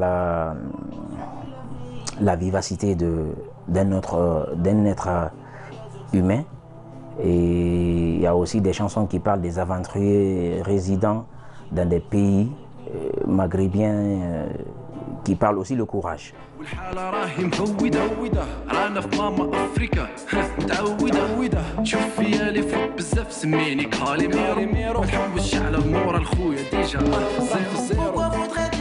Je suis avec la télévision algérienne, la chaîne Canal Algérie, dans l'émission Bonjour d'Algérie.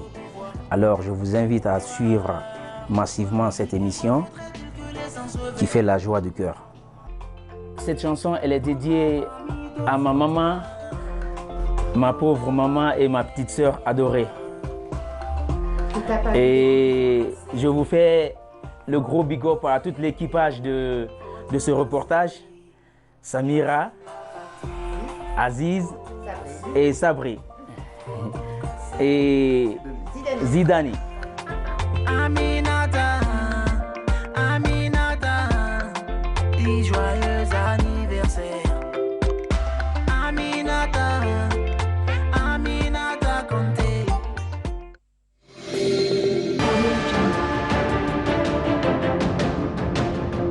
Enfin une peinture algérienne aux normes internationales. Tous vos besoins en peinture intérieure, peinture métal, préparation de support ou peinture extérieure, choisissez Coral Peinture. Coral Peinture, c'est les maths à faire.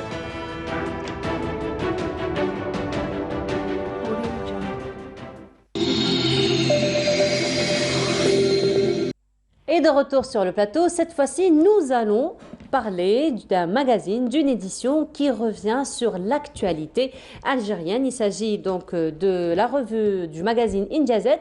Et parmi nous, son fondateur et son directeur, Hassan Neytamara. Bonjour. Marhaba bik. Bonjour et merci pour l'invitation. Marhaba bik. Alors, vous êtes le fondateur et le directeur du magazine Injazet. Alors, c'est un magazine qui existe depuis 4 ans. Effectivement, bientôt 4 ans. Bientôt, vous allez souffler la 4e bougie, n'est-ce pas? Donc, oui. mois de juillet. Oui, mois de juillet prochain, il fera 4 ans. Inch'Allah. Célébrer ses 4 ans. Alors, 4 ans, donc si on dit 4 ans, ça veut dire que vous avez lancé en 2017. C'est ça. D'accord. En 2017, est-ce que ce n'est pas par hasard, je vais le dire comme ça, est-ce que ce n'est pas par hasard une aventure un petit peu folle que vous avez prise? Parce que lancer un magazine en plein boom de technologie, en plein boom de réseaux sociaux, les gens ne lisent plus autant les revues, ils sont beaucoup plus sur les réseaux sociaux, beaucoup plus sur Internet. Donc, ça a été une aventure, ça a été un challenge pour vous. Oui, c'était un challenge. Bon, et après avoir fait mon parcours dans différentes rédactions, et puis après j'avais l'idée de lancer, de faire quelque chose. Donc l'idée, il est là. Donc vous savez, chaque projet commence par une idée. Donc l'idée se développe, il peut se concrétiser comme il ne peut pas se concrétiser. Donc dans l'investissement, il n'y a pas de risque zéro, c'est une aventure. Mais effectivement, il y avait des gens en fait, après qui ont cru à mon idée que j'ai sollicité parce que il a un coût. Le magazine papier, il a un coût. C'est pas quelque chose qu'on lance sur Internet comme une page Facebook et on est là et puis voilà, on a un petit temps libre, on lance quelque chose, on écrit quelque chose, on le publie. Non, il a un coût. Il y a des personnes que vous allez faire recours, c'est-à-dire que vous allez faire travailler. Il y a l'impression, le coût de l'impression, le coût de la distribution. Et puis il faut dire que pour le coût de l'impression est plus important parce qu'il y a la qualité de papier, parce que c'est en couleur, parce qu'il y a plus de pages que les journaux. Effectivement. Et puis la publicité aussi, donc il faut la chercher, donc il faut vraiment endosser toutes les casquettes et tous les rôles. Oui, c'est une aventure. Mais alhamdoulilah, on a tenu le coup et que l'aventure, bon, le terme, vraiment, le mot mérite d'être dit parce que c'était lancé au moment où on était pratiquement sur la porte d'une crise. Donc, effectivement. Au lancement et après, c'était la crise. Donc, il fallait tenir le coup en pleine crise et c'était vraiment pas facile. C'était un parcours de combattant. Alors, comment s'est faite la décision? Comment vous avez pris la décision de vous lancer, de lancer Injazat? Vous savez, donc, étant journaliste, donc, je faisais un peu les visites sur le territoire national. On accompagne parfois des délégations ministérielles, parfois des privés qui nous invitent pour leurs projets. Tout. Et j'ai constaté que beaucoup de choses ont été faites, des réalisations pratiquement dans tous les secteurs. Et en voyant que ce ne sont pas des choses qui sont mises en valeur. Pas assez médiatisées. Oui, pas assez médiatisées. Et moi, d'ailleurs, le premier numéro, j'ai signé, l'édito, je l'ai signé, je l'ai titré Le verre à moitié plein. Parce qu'il y a ceux qui ont... Beaucoup d'optimisme. Hein? Oui. On commence avec beaucoup d'optimisme. Oui. Mais quand on voit vraiment des parcelles, des flahs, des agricultures qui étaient carrément perdues sur des parcelles et qui n'avaient pas abandonné, qui n'avaient pas d'eau, qui se plaignaient pendant des années. Et d'un seul coup, vous voyez le sourire qui s'affiche sur leur visage parce qu'ils reçoivent de l'eau et des transferts vraiment sur des distances énormes.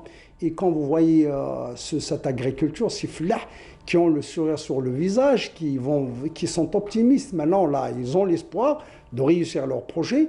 Il faut mettre en valeur tout ça. Donc, l'idée, c'était ça. Et puis, les thématiques, si vous remarquez les quelques exemplaires que je vous ai ramenés, ce sont des dossiers sur une trentaine de pages. Donc, c'est vraiment ciblé. Donc, quand on a une thématique, un dossier, donc je m'étale sur une trentaine de pages, c'est-à-dire j'essaie d'étoffer, j'essaie de donner le maximum pour un petit peu donner la parole à tous les acteurs qui sont concernés par le dossier. Là, nous avons un exemple de l'une de vos éditions que vous avez consacrée à la pêche et à l'aquaculture. Donc, ce sont des dossiers thématiques que vous proposez à chaque numéro. Effectivement. Et ça a beaucoup marché et les gens appréciaient parce que moi, en fait, après les échos que j'ai eu au retour, les gens disent que voilà, ça m'intéresse, c'est intéressant, je le prends, je le lis parce que je trouve des choses que je ne trouve pas sur Internet. Sur Internet, on peut surfer, on peut trouver, mais quand vous interviewez, vous donnez la parole à quelqu'un qui est concerné par la thématique, donc ça, vous lisez quelque chose de neuf, c'est-à-dire quelque chose qu'on ne trouve pas sur Internet. Je fais parler des gens. Donc je n'étale pas. Vous faites parler des gens, effectivement. Je suis en train de feuilleter l'un des numéros. Alors vous faites parler des gens, mais pas que des Algériens aussi. Oui. Juste avant vous, nous avons reçu un jeune homme très intéressant, donc il vient du Mali, lui qui est brodeur, il se spécialise dans la broderie algérienne, plutôt africaine. Très vite il s'est converti à la broderie algérienne. Et là, je trouve un autre dossier sur l'Afrique. Effectivement, le dernier numéro du mois de juin, je l'ai consacré au rôle de l'Algérie, au rôle de locomotive que l'Algérie peut jouer parce qu'il a cette potentialité, il a ce pouvoir, il a cette puissance. Et d'ailleurs, tous les ambassadeurs des pays africains souhaitent que l'Algérie joue ce rôle. Et il y a justement parmi ces interviews, donc il y a une Algérienne. Très intéressante. Alors, je vais la montrer. Oui, une algéro-malienne qui fait justement dans tout ce qui est produit de terroir. Elle, contrairement à votre invité que j'ai bien suivi avec passion tout à l'heure, il fait aussi l'inverse. Donc, il propose des produits algériens au marché malien. Au marché malien. Effectivement. Voilà. Donc là, vous avez titré avec une citation. Donc, nous attendions... Alors, c'était... impatiemment l'ouverture d'une zone de libre-échange entre l'Algérie pour faciliter ces transactions. Exactement, pour faciliter. Alors, il y a eu dernièrement un très bel événement justement pour étudier toutes les possibilités. Et effectivement, il y a aussi la zone de libre-échange, la ZLECAf, qui a vu le jour, qui est entrée en vigueur depuis janvier. Donc, tout le monde a applaudi cette entrée en vigueur, cette zone. Donc, cela va vraiment contribuer à aider justement à faciliter ces transactions entre les pays africains. Alors, quelle est la périodicité de la revue? C'est un mensuel. C'est un mensuel. Alors, c'est un mensuel, vous traitez des dossiers particuliers et donc ça demande beaucoup de travail parce que quand c'est varié, c'est varié. Donc, on peut se permettre de toucher à tout. Mais quand c'est thématique, donc il faut d'abord trouver le dossier, suivre l'actualité et puis l'investissement en matière de recherche d'informations aussi est colossal. C'est tellement... Ça demande, oui, c'est passionné, ça demande tellement de travail. Effectivement, chercher chaque édition, donc il fallait chercher le dossier qui mérite d'être mis en valeur parce que les dossiers, il y en a, mais il y a ceux qui ne sont pas intéressants, des dossiers... Parce qu'il faut voir beaucoup de critères, hein, déjà l'actualité, l'impact économique, l'impact social, l'intérêt du public. Et puis trouver les acteurs, parce qu'on peut avoir une idée, mais après accéder à l'acteur, parfois il manque faute d'agenda, parce qu'il n'a pas de temps pour vous le consacrer, et parfois dans les dossiers, le prochain dossier qui sera consacré à un grand groupe public, avec 7 filiales qui vont intervenir en termes d'interview. Donc il faut les trouver. Quand on les trouve, il faut qu'ils dégagent ce temps, il faut qu'ils vous consacrent le temps, ce temps libre pour les interviews. Et tout ça, c'est ce qui justement qui fait la force de la revue du magazine Injazet et c'est ce qui le laisse pénétrer, résister et puis avec plus de visibilité. En plus, à ce côté-là, il faut lui aussi assurer une distribution. Effectivement. Parce qu'il ne suffit pas en fait, de mettre un dossier, l'imprimer, puis à le garder chez vous. Donc, il faut le diffuser. Donc, le diffuser, il faut lui faire déjà un support, puisqu'on revient au digital. Cela n'exclut pas qu'il n'y a pas un portail, un site Internet. Donc, il est en même temps, tout ce qu'on trouve sur papier, on peut le consulter sur le site Internet et toutes les éditions sont accessibles. Donc même en termes de crédibilité, quand vous dites à quelqu'un « je suis un mensuel », mais après on consulte, on peut vérifier. Donc toutes les éditions, depuis le numéro 0 jusqu'au dernier numéro, donc j'ai raté 2 éditions. Une, faute par rapport à la pandémie, du Covid-19, le confinement imposé à partir de 15 heures, donc pratiquement les institutions publiques et la totalité des entreprises privées aussi, des partenaires qui se sont convertis en télétravail, donc qui refusaient. Il n'y a même pas un service qui recevait les revues, donc physiquement. Donc du coup, j'ai raté une édition. Une autre édition est due à des raisons de santé, donc en 2018. Je sais pas, donc depuis son lancement, j'ai raté 2 éditions et c'est très très important parce que la périodicité, le respect de la périodicité, c'est un gage de crédibilité aussi. De crédibilité, de fidélisation par rapport au lecteur. Effectivement. Et puis parfois, vous avez des partenaires avec lesquels vous avez des conventions, donc vous ne pouvez pas lui dire je ne peux pas sortir le mois prochain, parce qu'il y a une convention, un engagement. Donc c'est ça qui est le challenge en lui-même et le défi à relever. Alors, donc, c'est un magazine mensuel, donc il est édité mensuellement. Alors, est-ce que, on va dire, en matière d'intérêt par rapport au public, donc en matière de vente, est-ce que ce sont tous les dossiers qui intéressent de la même manière ou vous avez parfois des booms par rapport à d'autres ou des dossiers par rapport à d'autres? Parce que là, j'ai sous les yeux un dossier, quand même, j'imagine, qui intéresserait le monde entier, pas seulement les Algériens, donc il y a le dossier du sport. Donc est-ce qu'il y a des dossiers qui intéressent comme ça plus que d'autres? Il y a des fois où vous faites des booms par rapport à d'autres? Effectivement, chaque thématique, donc chaque dossier a son public. Comme vous l'avez souligné, le focus sur le numéro que j'ai consacré au sacre africain. Donc les Fennecs qui ont eu le championnat, en fait, qui était consacré à champion d'Afrique, et ben c'était le numéro qui était le plus vendu. Donc j'ai imprimé, j'ai pratiquement doublé l'impression, et c'était le numéro qui a vraiment Donc là, vous étiez appelé à carrément doubler. Hein, ah oui, donc, oui, là, ça a vraiment, ça a beaucoup bien marché. Donc le numéro était vraiment prisé.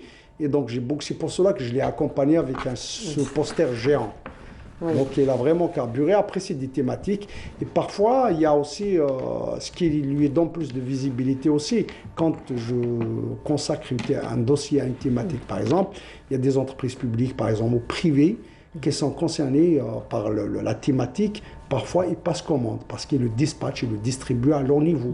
Par exemple, je fais par exemple à la pêche, le dossier pour la pêche, il y a des acteurs qui sont concernés, c'est des entreprises privées, c'est des investisseurs privés, et ils ont fait passer commande, donc ils ont pris des revues qu'ils dispatchent, donc ça lui donne plus de visibilité.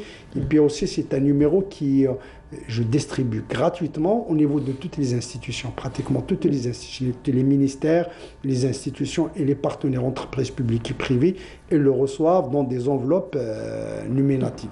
Très bien. Alors, Monsieur Naitamara, vous serez d'accord avec moi lorsqu'on dit que écrire, je parle vraiment de technique de rédaction.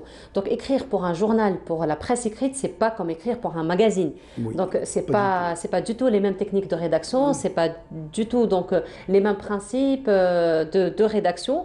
Et il faut dire que sur le plan de la formation donc des journalistes, il n'y a pas une formation spécialisée pour l'écriture pour les magazines. Alors, comment se fait le travail avec votre équipe? Donc, est-ce que c'est une prise en charge que vous faites vous-même? Est-ce que ça vient avec la pratique? Comment ça se passe? Vous savez, donc quand on a des journalistes expérimentés et qui ont exercer ce métier dans d'autres rédactions, ils arrivent, donc il n'y a pas de souci, ils s'adaptent, donc le style, c'est vrai que c'est pas le même. C'est comme quelqu'un qui part dans un quotidien, il part dans une agence de presse. Par exemple, un agencier, il vous dit, moi je suis limité, l'information, je donne, lui, à telle heure,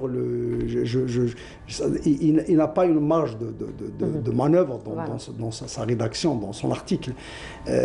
Pas autant que quelqu'un qui travaille pour une agence, mais ça, c'est vraiment, c'est l'info. C'est l'info et c'est le thème, donc c'est la spécialisation, comme vous venez de le dire. L'économie, c'est pas de la politique, donc il y a les chiffres. Effectivement. Et il y a aussi des concepts. Et parfois, on est dans une couverture, on est appelé à rédiger quelque chose dont on n'a jamais entendu parler. Oui. Et parfois, le journaliste est perdu. Donc, c'est un travail de recherche, d'investigation profond qui doit se faire. Oui, effectivement. C'est pour cela, quand on est dans une presse spécialisée, le meilleur moyen de donner une information et d'alimenter le lecteur, c'est de faire parler la personne. C'est-à-dire, il est le spécialiste, il est l'expert, il est le spécialiste. Ça qu'on trouve beaucoup d'interviews. Effectivement. Donc, moi, je pose mes questions. Il faut choisir, cibler les questions.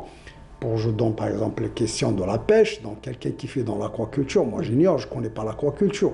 Quels sont leurs produits, quels sont leurs problèmes, quels sont les obstacles qu'ils rencontrent, quelles sont leurs ambitions. Donc il faut cibler, chercher les bonnes questions pour lui soustraire le maximum d'informations qui intéresserait le lecteur. Donc le meilleur moyen de donner quelque chose de crédible, quelque chose d'important au lecteur, c'est de faire parler la personne. Et c'est ce que mes journalistes, moi-même, c'est ce que je conseille à mes journalistes. Et parfois, on se concerte pour pour rédiger les questions, surtout quand il s'agit d'une interview importante. Donc, on se concerte entre nous pour chacun propose une série de questions et après qu'on valide dans un petit comité entre 3-4 journalistes, on rédige et puis voilà, on valide les questions pour justement faire quelque chose de bien, de plus professionnel qui intéresserait le lecteur. Ça reste un travail d'équipe finalement. Oui, voilà. donc, et dans le journalisme, c'est pour cela qu'on parle de rédaction, de secrétariat de rédaction, de debriefing, debriefing. Voilà. Tout ça, il y a une coordination. Si chacun fait ce qu'il veut,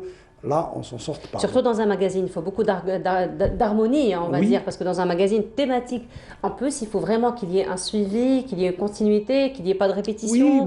Donc la coordination est de taille. J'ai beaucoup apprécié le travail de coordination entre journalistes et photographes. Moi, j'ai fait, en 2010, j'étais aux dernières nouvelles d'Alsace comme stage. On a fait, en fait, sur le terrain. J'avais accompagné une journaliste qui avait l'âge de ma mère à l'époque.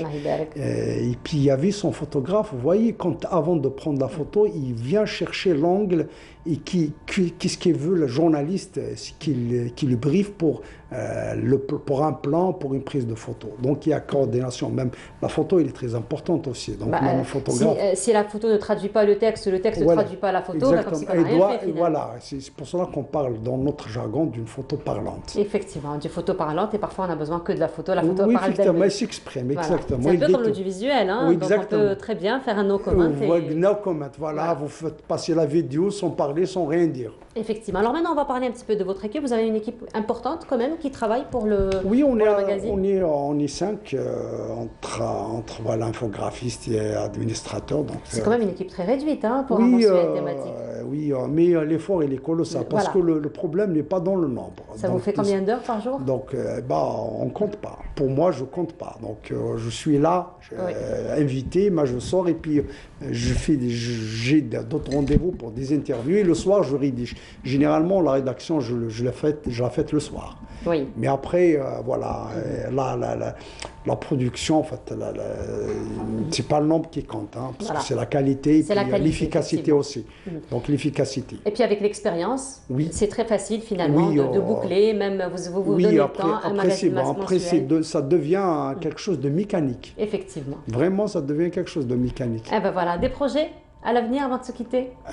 Écoutez, je voudrais... Voilà, mon projet, c'est justement de lancer quelque chose, puisque vous avez évoqué l'audiovisuel, de lui vraiment consacrer un forum, et pour justement ramener tous ces gens-là, parce qu'il y a des gens vraiment très intéressants, et que le lecteur, peut-être ceux qui n'ont pas accès à la lecture, faute peut-être de maîtrise de langue, peut-être faute de temps, là, ces gens-là, vont s'exprimer, ou bien le lecteur, le public aura cette occasion de les écouter, vraiment, et de les voir et de les écouter dans un forum de Injazat consacré justement à toutes ces thématiques. Inch'Allah, on souhaite une très belle continuation et longue vie donc au magazine Injazat, un magazine qui revient sur toutes les réalisations qui se font en Algérie. Je rappelle, Hassan Nait Amara, vous êtes le fondateur et le directeur du magazine Injazat. Merci beaucoup d'avoir été parmi nous ce matin.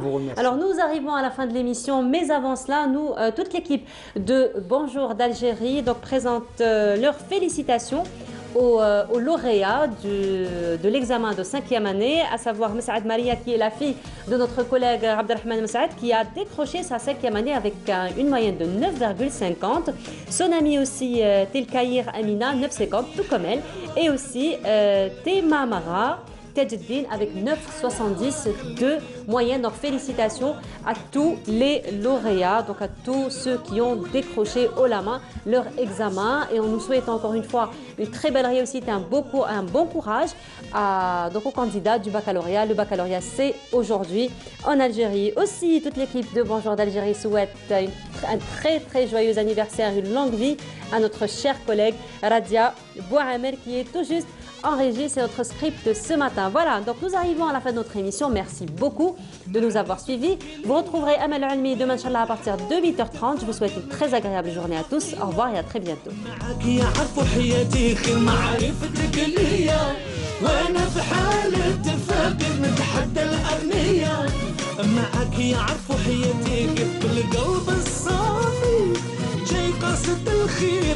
يا ريت نتملك بيك انتي حلاوة انتي حلاوة خليني نقولك حلاوة انتي كلك حلاوة خليني نقولك حلاوة معاك انتي فيت الهوى والهوى يولي دوا ما شاء الله.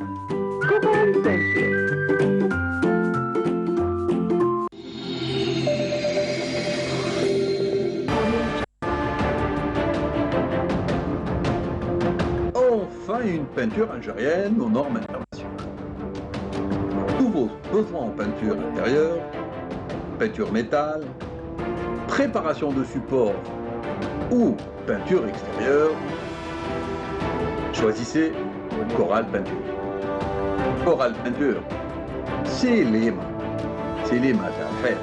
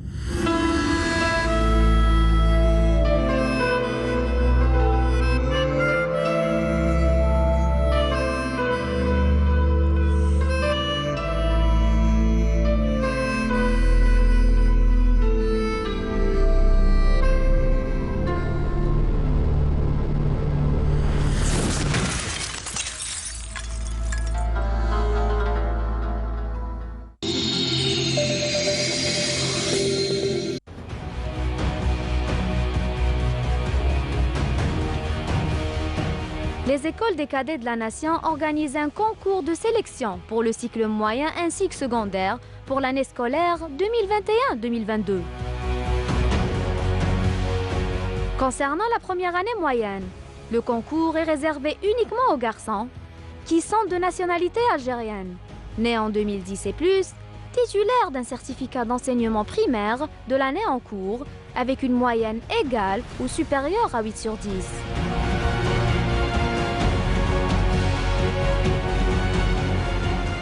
Concernant la première année secondaire, le concours est réservé uniquement aux filles qui sont de nationalité algérienne, nées en 2006 et plus, et titulaires d'un brevet d'enseignement moyen de l'année en cours, avec une moyenne égale ou supérieure à 12 sur 20 et admises en première année secondaire, filière sciences et technologies.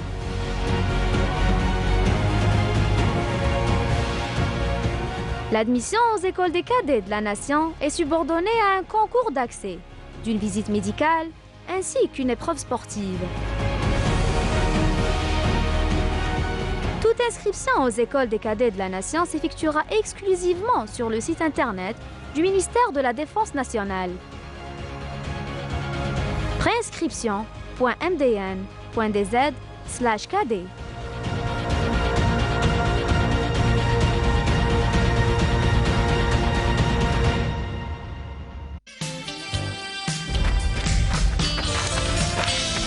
هاي شيخ فرحات يا كوراج ما تبقى زيد شويه اللي جاي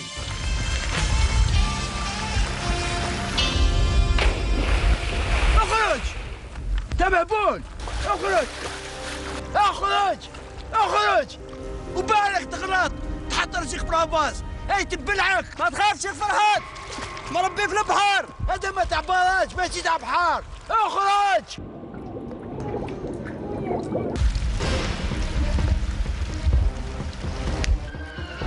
اروح من حل باب حل